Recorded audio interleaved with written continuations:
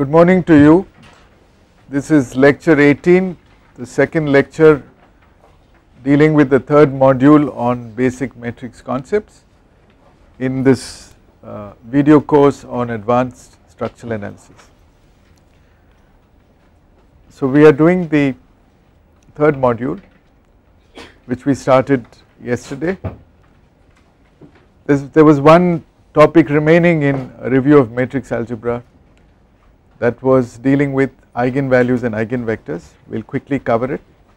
Then we will start looking at how matrix concepts can be applied in structural analysis. So this is covered in the second and third chapters of this book on advanced structural analysis. So eigenvalues and eigenvectors are something you have all studied while learning mathematics. What are the applications of these from your own experience so far in mechanics, for example? Have you ever applied it? You learned some technique in maths. Have you ever applied it? Never? Solving simultaneous, that is again in mathematics, but you do not have any applications in engineering, in mechanics? Well, think about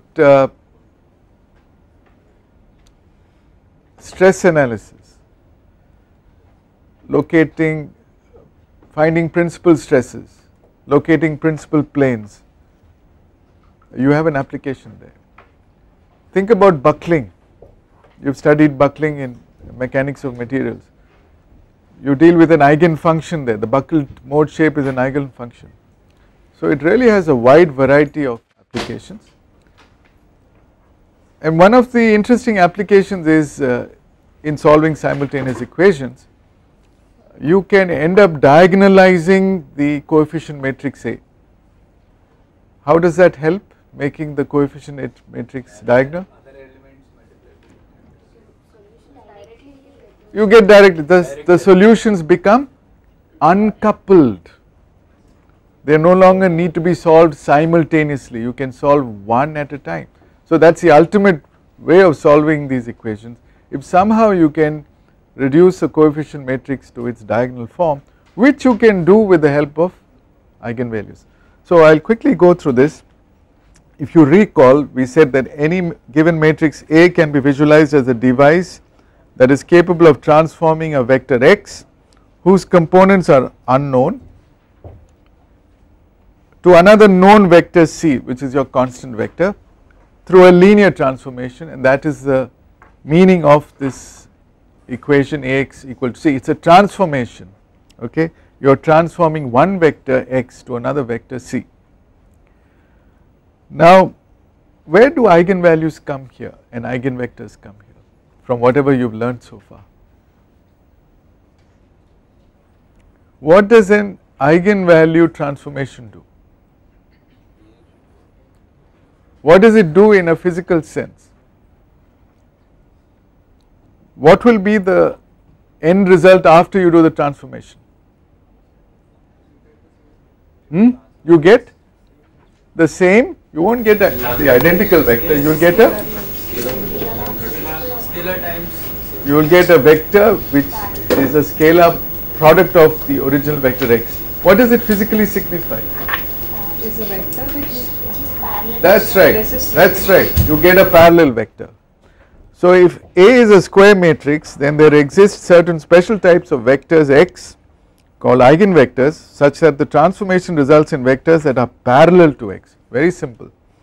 This means that the product Ax is a scalar multiple of x, and that multiple is often designated as lambda. It is called a scalar multiplier, and it is a unique property of the matrix A, and the word eigen comes from German, which really means one, unique. For a non-trivial solution, you see one solution is when x is null vector. The physical example that you can appreciate is the case of buckling, okay. How do you get the buckling load, the critical buckling load? Well, actually if you remember, you must have done the Euler buckling analysis. You write down an equilibrium equation assuming it to have buckled, and you try to find P critical which would facilitate that buckled shape.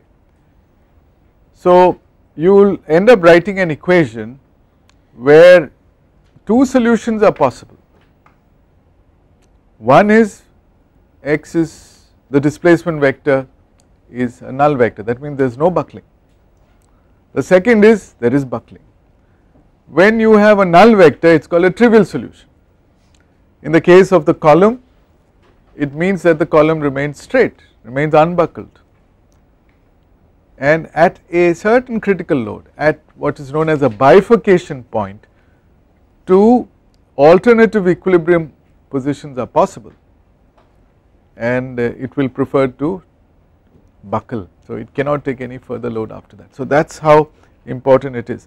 Now to find a non-trivial solution, it is important that the matrix A must be non-singular.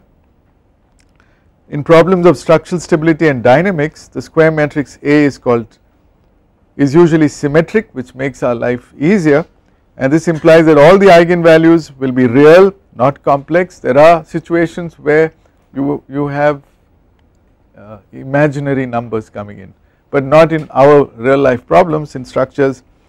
And luckily for us, the eigenvectors are going to be distinct, and they will be linearly independent and also mutually orthogonal. That is a property of the eigenvector. So in stability problems, the eigenvalues correspond to the buckling loads you have, and the corresponding eigenvectors, and they are referred to as eigenfunctions if you are dealing with a continuum. They represent the mode shapes of buckling, right. So you have the first mode called the fundamental mode, then you have the second mode, third mode, and so on. In practice, everything buckles in the first mode. We will study this in greater detail in the 7th module, but for now we cover the maths part of it. And in dynamics, what do you think the eigenvalues represent?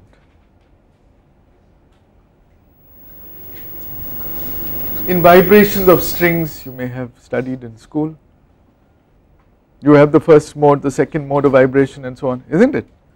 So there the mode it's called a natural mode. The mode represents the shape, and it's similar to the shape you get in buckling. Say the flexural vibrations in a beam, you have the first mode, the second mode, third mode, and so on.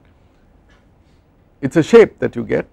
And what does the eigenvalue represent corresponding to any particular natural mode?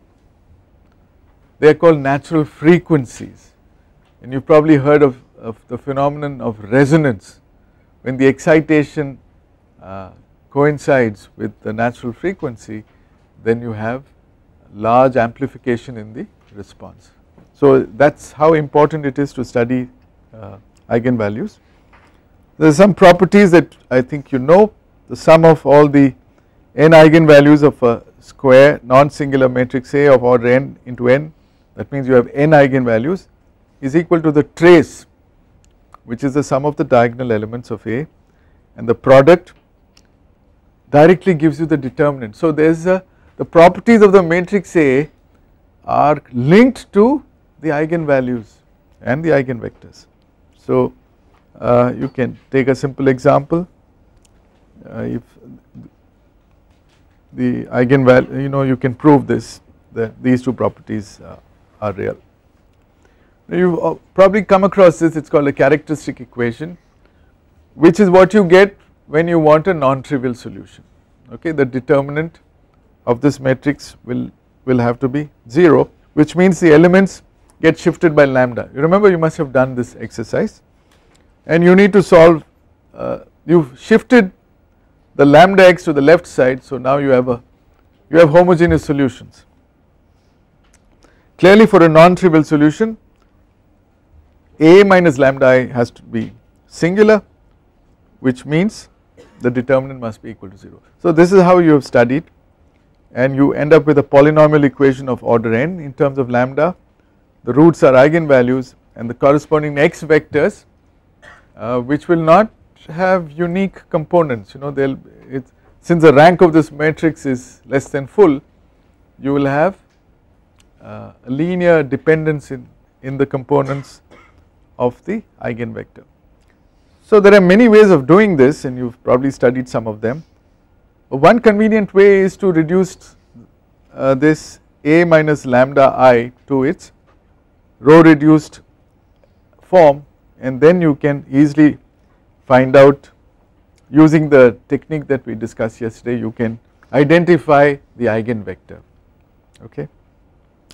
Take an example, and you have done lots of these problems I think in your earlier semesters. This is what you do. You get a cubic equation in this case, which you can solve and identify the 3 eigenvectors. You put them in ascending order. So the first eigenvalue is the lowest, in this case the 3, 6 and 9. If you take one of them, lambda 1 equal to 3, if you locate its row reduced form, it is easy then to find the eigenvector. This is not the only way you can do it, you probably learnt it in some other way, but finally you will find that it is C by 2 C and C. Now C can take any value. So for example, in a pinned column subjected to an axial load, the eigen shape is a sinusoidal shape. The sinusoidal shape only relates every point's displacement to every other point's displacement, but it does not fix the amplitude. That is what is reflected here. C can take any value. C is like the amplitude of that wave. All that it guarantees is that all points on that wave have a definite relative amplitude. So that is the beauty of the mode shape. The mode shape does not dictate the absolute value of the deflection. Similarly, you can do it for all of them, and you can normalize these eigenvectors. You have studied them. Commonly what we do is we take one of them, the top one, and make it unity and scale the others, but there are other ways of scaling, and once you have normalized it, you call it an orthonormal eigenvector.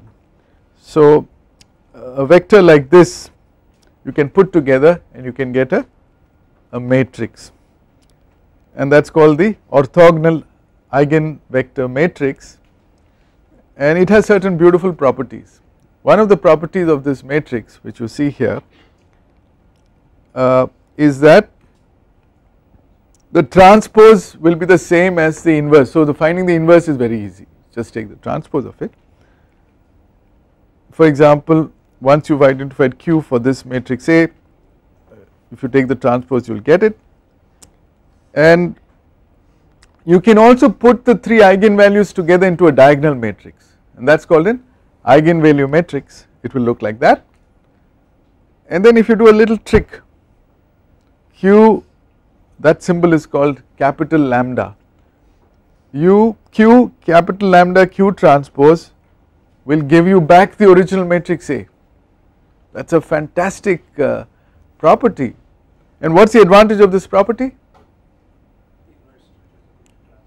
This property helps you diagonalize the matrix A, because your A is your original coefficient matrix. So if you do that, you get back A. This matrix A can be factorized or decomposed into that form, and that procedure is called eigen decomposition. These are techniques used for solving simultaneous equations essentially. And if we do not use the eigenvector and we choose any other, I mean we do not use the orthonormal, we take any eigenvector, you can choose any eigenvector, then you will end up with a symmetric matrix, and then also factorization is possible. Commonly when we apply to real problems of finding buckling loads and so on, we have a slight shift in the formulation. Instead of saying Ax is equal to lambda x, we sometimes encounter the form Ax is equal to lambda bx. Okay, we will see this, how this happens later, in which case you get A minus lambda b into x equal to 0, and you need to solve this equation. and typically x corresponds to the displacement vector, A corresponds to the primary stiffness matrix. So there is a strong relationship between the stiffness matrix and the mode shapes and the eigenvalues, and lambda b corresponds to the geometric stiffness matrix, which is something we will study in module 7. Just want to show you that mathematics is a very powerful tool in structural analysis, and it is good to know at least conceptually what is going on. You need not do any eigenvalue longhand calculations, the computer will do it for you. You can use those tools, but at least broadly you should never forget the background, what is going on under the black box. So there are many iterative methods. In our times we had to really manually solve all these and learn all the techniques and find out which is the most efficient. So there is a power method, Jacobi's method, Stodula-Vianella method, and so on, and commonly we had to do this whenever we studied buckling, instability or dynamics, okay, where you have multiple modes to be considered. So with this we conclude the maths part of it, which is just a refresher. Now we get into how to apply matrix concepts to analyze structures. Now remember, we have 7 modules. 2 modules was basic structural analysis, which you do manually. This third module is basically introductory. It is the 4th, 5th and 6th where we directly apply matrix methods to problems. In module 4 we apply it to trusses and axial systems. In module 5 we apply it to beams and grids. Grids are 3-dimensional. In module 6 we apply it to plane frames and space frames. In module 7 we do instability and second order analysis. You will find that these concepts really start making sense only when you start applying them. So what we are going to do from now on is only kind of introductory, we are kind of planting seeds which will take a little time, a gestation period for them to germinate and learn. So once you start applying, it becomes very easy.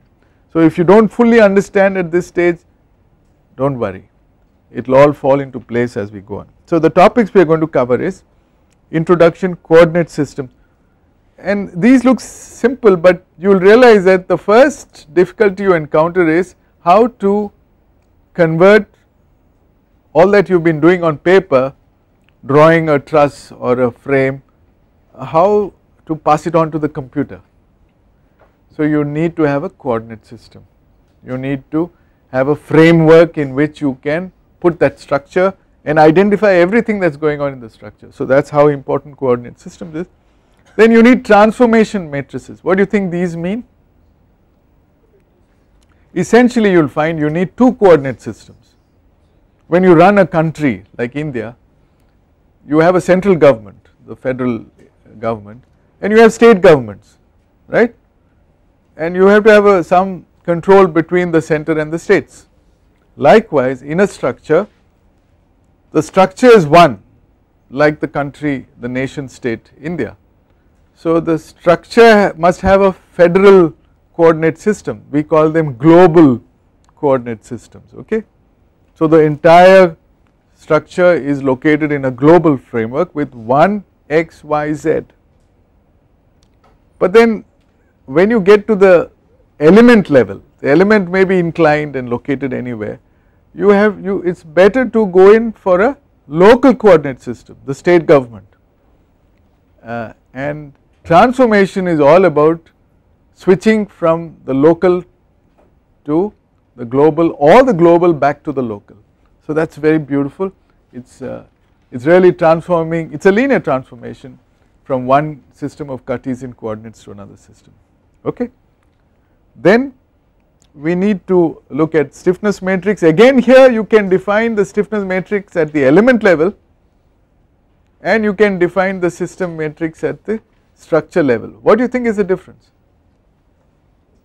One element, the entire structure. Like what is going on in your hostels, you have these groups, the Andhra group, the Karnataka group, and the Kerala group, and then the Maharashtrian group, and so they are all element level groups, but we need national integration. So we need to connect the groups together and make us live harmoniously. If you don't do it harmoniously, you will have separation, you have lack of compatibility, which is the cause of much strife in the world today, right.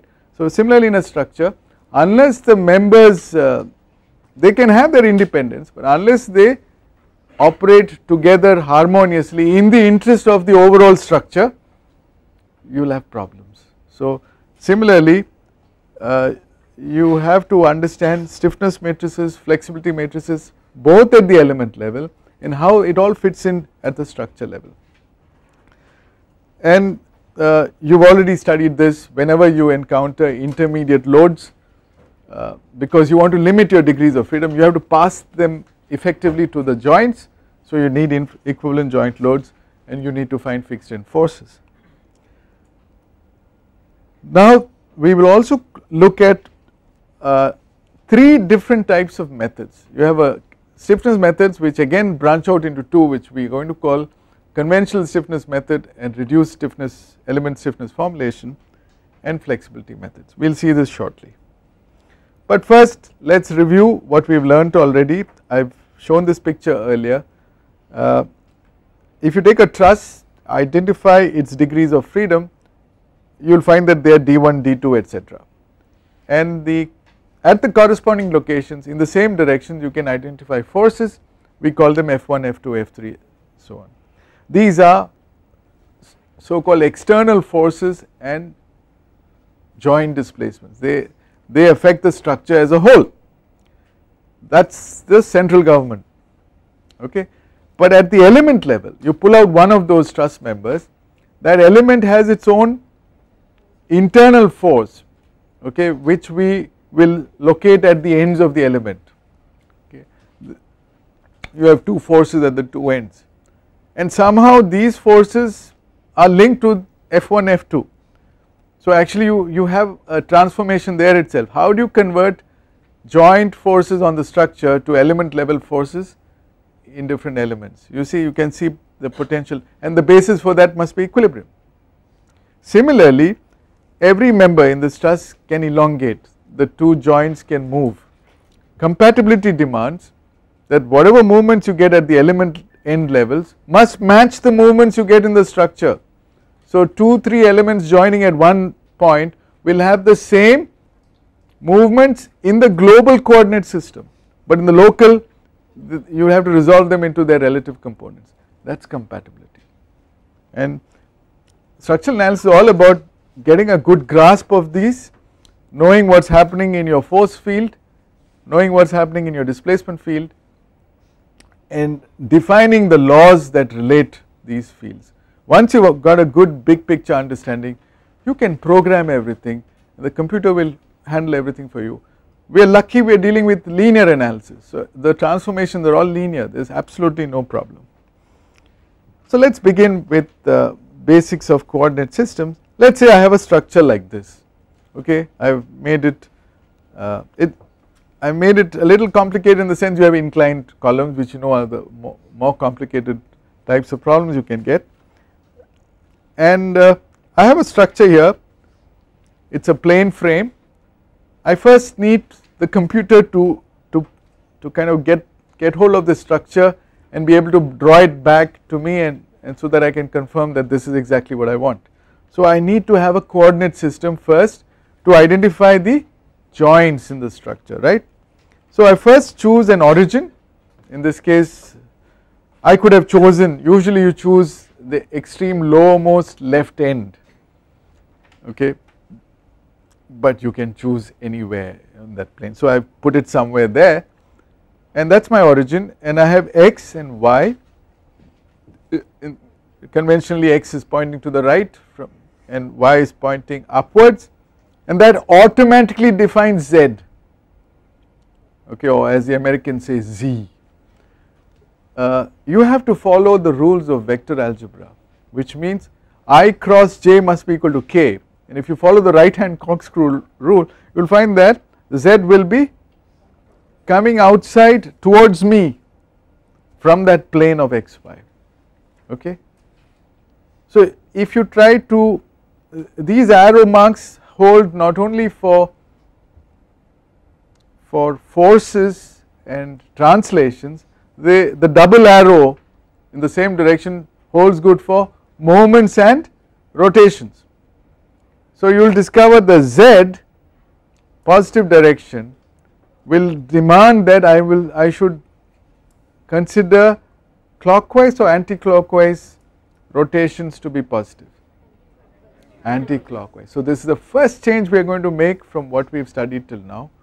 Okay, it's a big change, it's an abrupt change, because till now in displacement methods we assumed clockwise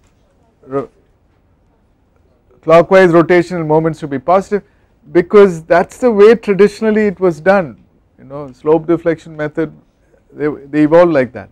But today we have a big picture, proper grasp of it, we want to apply matrix methods.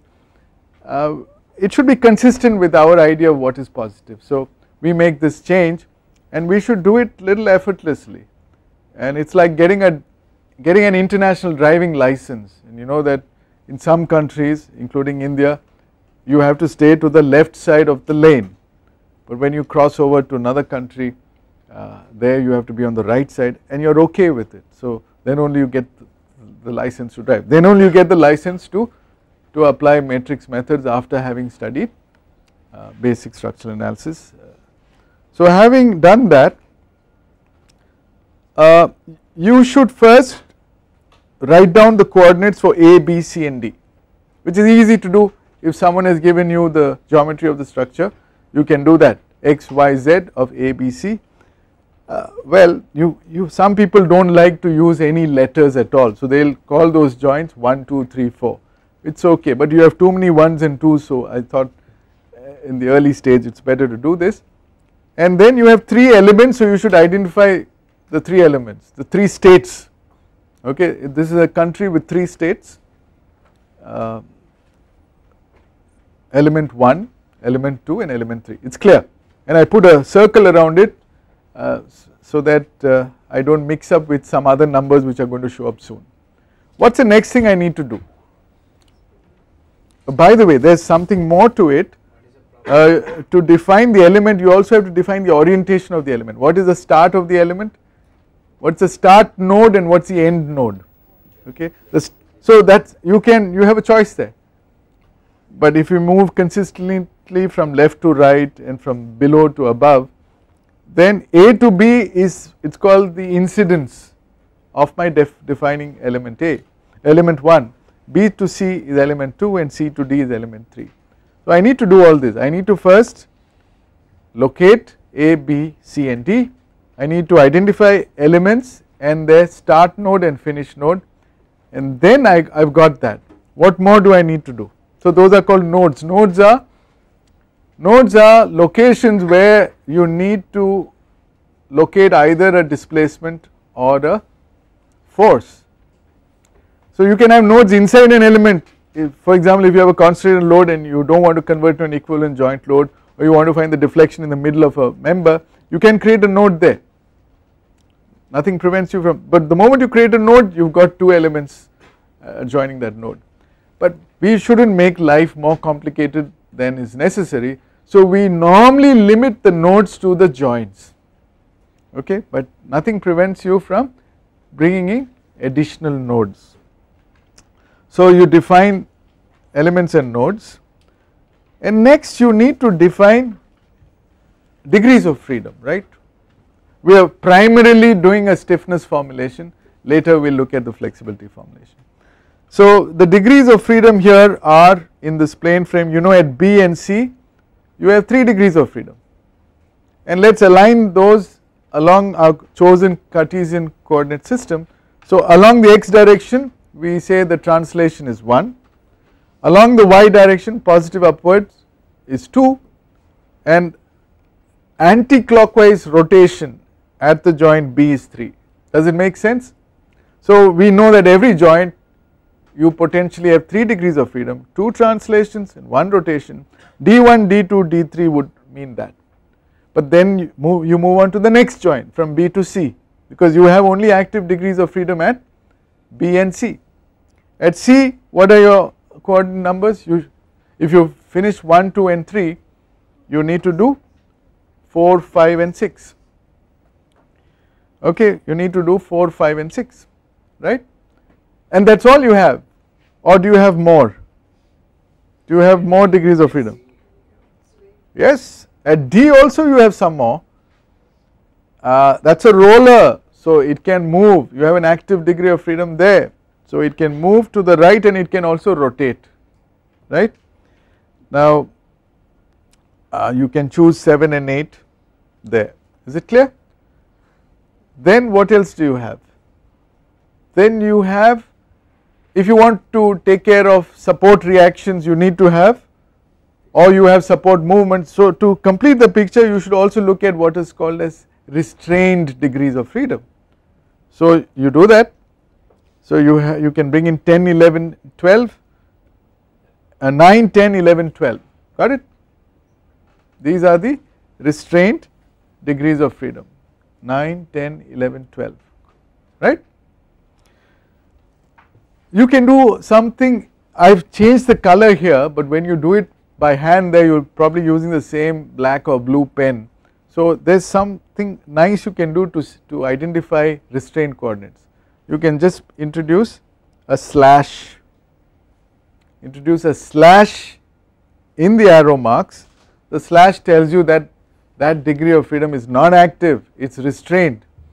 When you use software packages, you have to feed, it is a binary code, you have to show whether it is restrained or it is free to move. So normally the numbers are 0 and 1, okay, 0 and 1. So here we are doing this. So with this we have captured all the displacements at the different joints, D1 to D12, some of them are active, some are restrained, is it clear?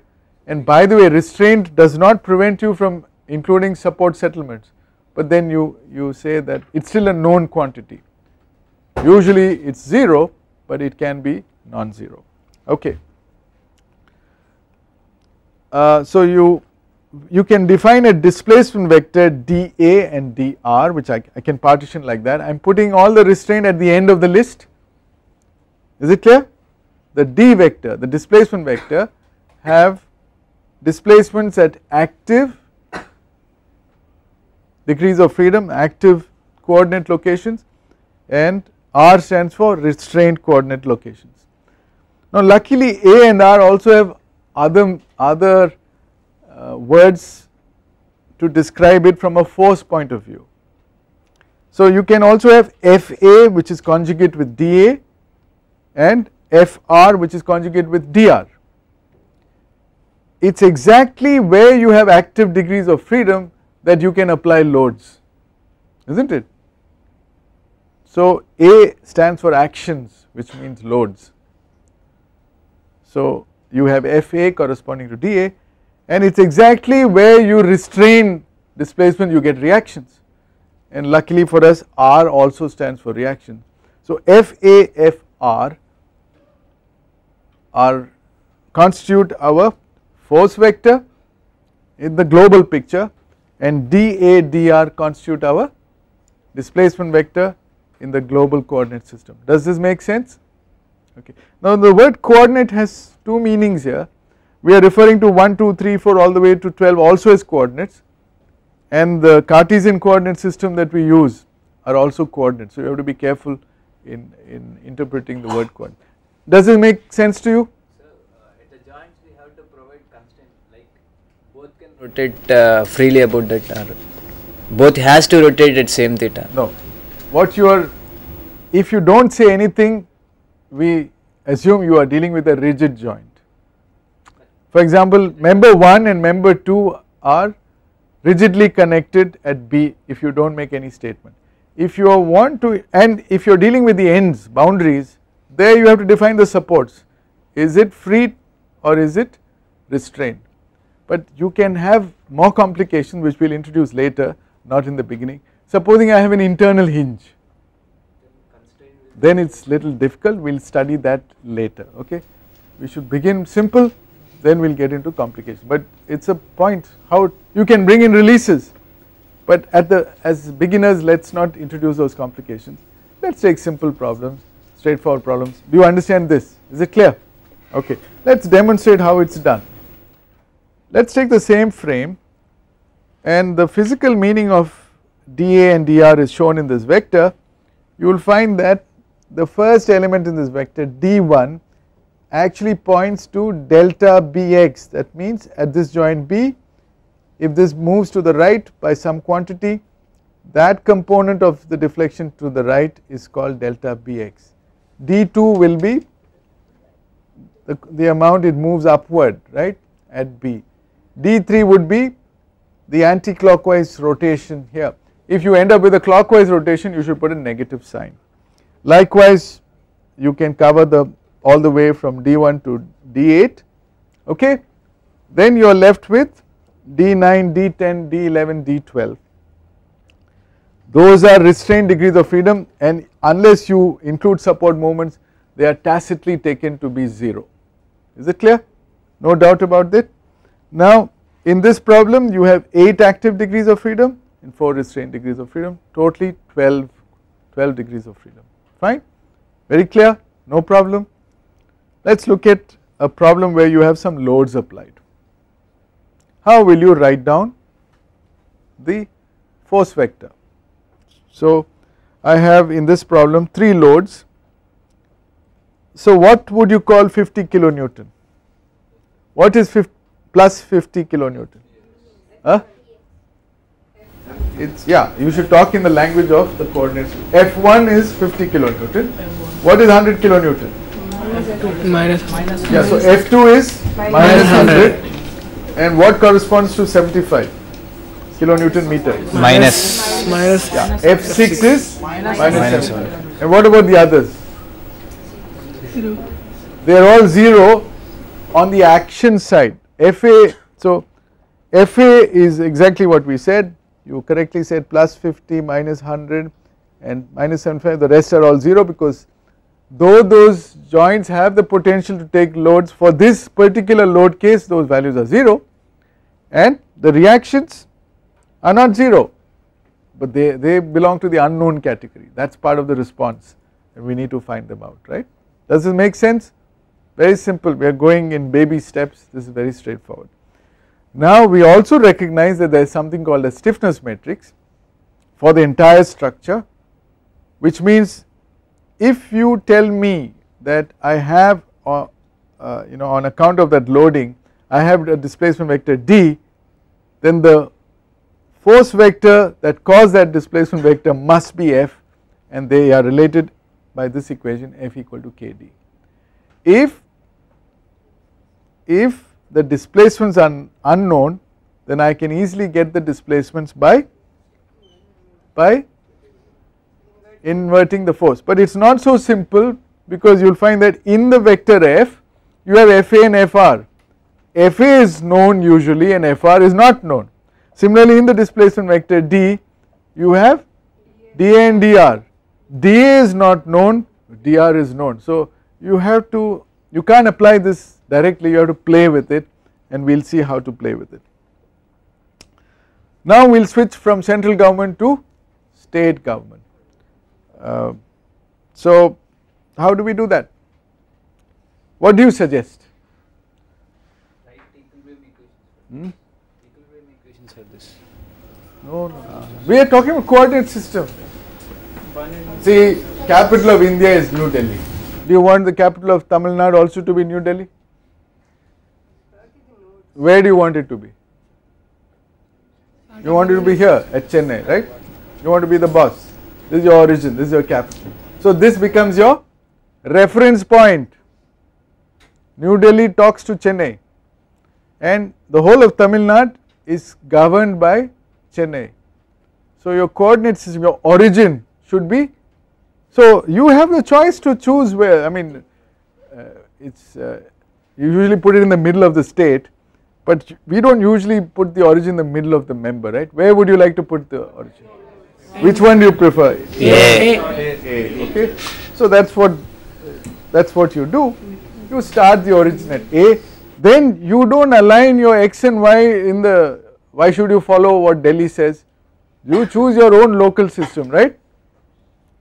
So, but if I write the same x and y, there will be confusion. So when I am dealing with a local coordinate system, I put a star, I put an asterisk, okay. So whenever I put a star, what does it tell me? I am dealing with local coordinates, not global coordinates. Is it clear? So I have x star, y star for element 1, and I have to finally link it to the global, because the x and y global I have shown below here. This x and that x have to be linked. How do I link it? By the relative rotation. If they are parallel, theta is 0, right, and I have to choose a direction, so I consistently choose my anti-clockwise direction. So this is my, once I define theta x1, everything is defined. I know how y is oriented with y star. Is it clear? Now having done that, I can do it for other states, right. So I go to member 2, I do the same thing, but now I say theta x2 and theta x3. So the elements have L1, L2, L3 as their lengths, assuming they are prismatic. If they are not prismatic, let us say you have a stepped element, then it is worth creating a node wherever the step is taking place, right, and treat that as a separate state. So you have, is this clear to you? Now what is the next step, next thing we need to do? We need to again bring degrees of freedom. How many degrees of freedom do you have at any joint, any node? 3. So can we choose it this way, 1 star, 2 star, 3 star, 4 star, 5 star, 6 star. You agree that these are independent, so I have 6 degrees of freedom for a plane frame element. What do I label for the element 2? Should I do 7, 8, 9? No. Yeah, I will stick to 1, 2, 3. Okay. I am only saying state number 2. Does it make sense to you? Clear? Central government, state government, global, local. Good. Now what? Now for each element, for the ith element, let's say, this is a simple structure with 3 elements. I can have a structure with 525 elements. So I is a generic index that I will use. So I define, now this is the definition I use. If I say D without any star, it goes to central government automatically. So I have to put the star, I can put it above or below. I am putting it below because I need to have other indices, and I am putting my I here. I can be 1, 2, 3 to distinguish between the 3 states. So does this make sense to you? So I have a displacement vector 6 by 1, and I have a corresponding conjugate force vector. Does this make sense? Okay, so now I have created a framework with which to start playing my game, but without creating a framework which all of us share and understand and agree to, we will have problems. So is this clear? Is the notations clear? Okay. By the way, different books give different notations, shouldn't get confused, the concepts are the same. So you have to define the local axis, you have to define the start node, you have to define the end node, and everything falls into place. The theta is crucial here. Okay, now you can also combine all the elements together and put them all in one group. Okay, for example, I call a combined element displacement vector D star without the I, which means it includes D1 star, D2 star, D3 star. Each of these is 6 by 1. So what is the size of this one element? 18 by 1. If I want to, okay. If I have 525, I won't waste time doing this because it is too complicated. But 3 elements, maybe it is nice to put them all together, put all the guys in one line. Similarly, so that is clear. Similarly, I can do for F star. Is it clear? So this we will call the combined element displacement and force vectors. It is optional. You may never need to do this, but sometimes for small structures it is good to put them in one line. Okay. Now the element has its own governance, right? So at the element level you have a relationship between the element force vector and the element displacement vector, and you can talk of an element stiffness matrix in the local coordinate framework. Does it make sense? So you have an element stiffness matrix unique for each element in that structure, and you have a common structure stiffness matrix, and obviously the element stiffness matrices contribute to the structure stiffness. Does it make sense? How do you put it all together is what we are going to study. Take a look at this. I am showing you 3 examples from a very good book by Qasim Ali, where he shows how we can do the numbering in an optimal way. Numbering of global coordinate system. Here I have shown you a continuous beam, a 7 span continuous beam, right? 1, 2, 3, 4, 5, 6, 7. How many degrees of freedom do we have? What is the degree of kinematic indeterminacy? 1, 2, 3, 4, 6. It's a beam. 6. You have 6 rotational degrees of freedom. Okay, I did not write A, B, C, D, but they are there. How will you number them? Well, it is straightforward here. You number them sequentially like this. Remember, anti-clockwise positive. Okay, earlier we did clockwise positive, but now we are doing anti-clockwise. 1, 2, 3. This is fairly obvious. Supposing I do in a funny way. I put 1 here, then I choose to put 2 here, then I put 3 here. What do you think will happen to the stiffness matrix? It's a good question. It will just shift the columns. Let me ask you. You were temporarily not in the class. What do you think will happen to the stiffness matrix? Just to wake you up. It's an 8 o'clock class and half of you are half asleep. Tell me. Anyone? It will just shift the rows or columns. What will happen to the type of matrix you get? Same matrix, but same numbers, but elements will. No, some beauty in that matrix gets corrupted. What gets corrupted? Symmetry will. The stiffness matrix has to be symmetric. We proved it. It won't be banded. It will be all over the place. It doesn't look nice. You can't put it nicely. So you want to make it banded. It may still be banded, but the bands are far, you are pulling in bands stretch to the extremes. You don't want that. So it's important to keep your band small, and there's a measure for it. It's called bandwidth or half bandwidth, and these are your restraint degrees of freedom. So let's just look at the active degrees of freedom. You forget about the restraint degrees of freedom. Incidentally, you can partition your K matrix into active and restraint components using these notations. Does this make sense to you? If I have F as FA and FR and D as DA and DR, I can write K as KAA, KAR, KRA, KRR, which means FA is KAA into DA plus KAR into DR, right? Now if DR is 0, then the equation is simply FA equal to KAA into DA, which is the most common way of dealing with the stiffness matrix. Is it clear? So let us look at KAA, and you can find DA from that. If you look at KAA, if you do this numbering system, you get a beautiful band like that, and the half bandwidth, as it's called, turns out to be 1. That means you have the principal diagonal, you have to take only one more cell to the right and to the left of that principal diagonal. That's fantastic. It cuts down your computational work and your storage to a high degree of efficiency. I am not saying you need to do all this in your class assignments, but when you are actually doing structures or when you are doing programming, it is important to figure out how best to do this. So let us take a more difficult structure like a truss or a frame.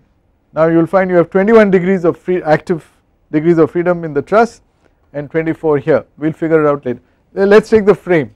Every joint has 3. Let us include axial deformation. How many free joints do you have? 8. 8 into 3, 24. Clear? Similarly for that truss. So is there an optimal numbering scheme? What do you think would be the best way to do the numbering so that you still get, you minimize your half band width, because that helps a lot. Nearby places. So The number of arithmetic operations involved in solving a set of equations increases linearly with the square of the half bandwidth, and to minimize the bandwidth of stiffness matrix, the numbering sequence should be done along the shorter direction of the structure. This is what we did in the previous example. So this really means if these are your active degrees of freedom, number them 1, okay, you got 1 here, 2, 3, then do not go here, do not go along the longer direction, go along the shorter direction, 4, 5, then you can either go here or here, 6, 7, 8, 9 and so on. Does it make sense? If you do it this way, you will get a banded matrix which looks like something's happened, which looks like this. It is a symmetric matrix. The half bandwidth is roughly 1/3 the degree of indeterminacy. That is very good, it is a neat arrangement, okay. And if you take the other example, you should number them this way along the shorter direction, okay, 1, 2, 3, 4, 5, 6, 7, 8, 9 all the way here, you got 24, and when you look at the matrix it looks like that, okay. You might still get some 0 cells in between, but you can't get it less than this. So the half bandwidth is 1/3, NK turns out to be 8. Any questions? After 1, 2, 3, Yeah. we are not going up, but we are going in the You should go along the shorter direction always. That's the column is shorter than not that way. You look at the bay, the overall size of the structure. Okay, it's not the height. The lengths of the members don't matter at all. Lengths don't matter because they are just properties. It's so this is an important lesson to learn. We'll stop here. Thank you.